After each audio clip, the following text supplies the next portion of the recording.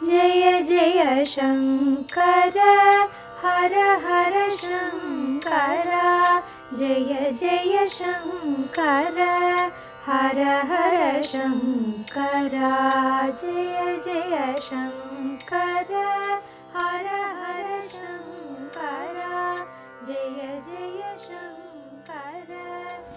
சமூக தனி வாழ்க்கை நெறிகள் தெய்வத்தின் குரல் 3ஆம் பாகம். பரோபகாரம். தீர்த்த தர்மம்.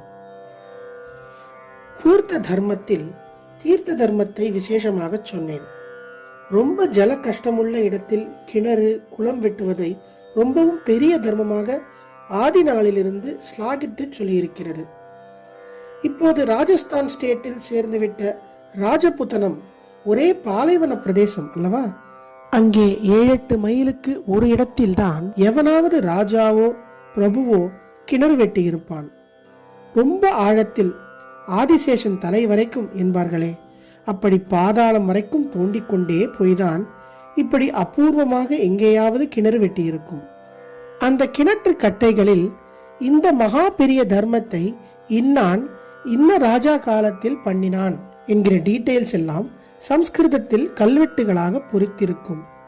நம்முடைய ஹிஸ்டரி, கல்ச்சர் இவற்றை ஷேப் பண்ணுவதற்கு ரொம்பவும் உதவியாய் உள்ள இந்த கல்வெட்டுகளுக்கு வாபி பிரசஸ்தி என்று பெயர். வாபி என்றால் கிணறு, பிரசஸ்தி என்றால் புகழ்மொழி.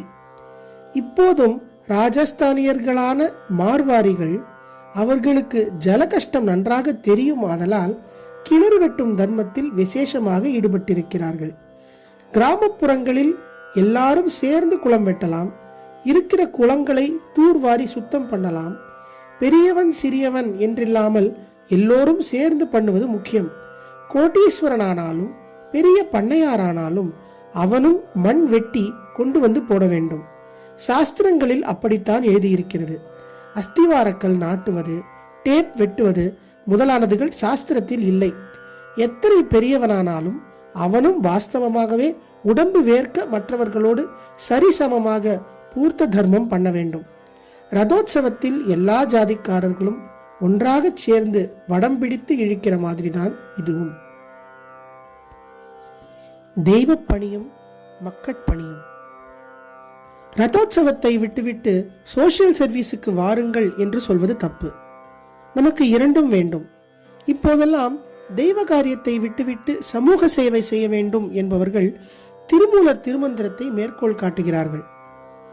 நடமாட கோயில் நம்பர் கொன்றியில் படமாட கோயில் பகவர்க்கதாமே என்ற திருமந்திரத்தை கோட் செய்கிறார்கள்.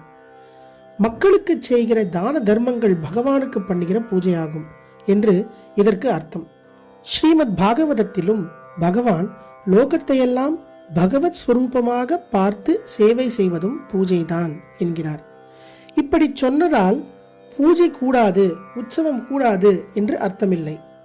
பரோபகாரம் பண்ணி ஜனங்களுக்கு சாப்பாடும் துணியும் மற்ற சௌகரியங்களும் கிடைக்கிற மாதிரி செய்துவிட்டு அவர்கள் தின்று தின்று என்றைக்கோ ஒரு நாள் பரமார்த்த சத்தியத்தை தெரிந்து கொள்ளாமலே சாகிற மாதிரி விட்டுவிட்டால் என்ன பிரயோஜனம்? திருமூலரோ கிருஷ்ணரோ இப்படி விட்டுவிட வேண்டும் என்று அபிப்பிராயப்படுகிறவர்கள் அல்ல.